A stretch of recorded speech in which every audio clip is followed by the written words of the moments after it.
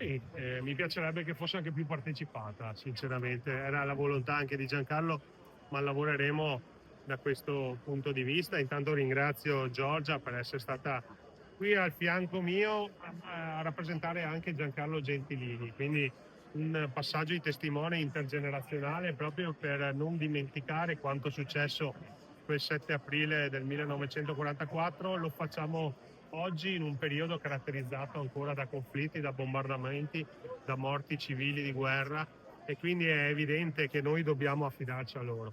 Lo dicevo anche nel mio discorso: se noi pensiamo che i potenti del mondo ci portino la pace, evidentemente non abbiamo capito nulla. Dobbiamo affidarci a loro e dobbiamo pensare che la pace passa attraverso i singoli comportamenti quotidiani di ognuno di noi nelle nostre comunità. Quindi dobbiamo costruire una comunità di pace che poi possa diventare anche virale in tutte le altre comunità. Però è sempre un grande onore indossare questa fascia in questa giornata dove si ricordano tante vite spezzate.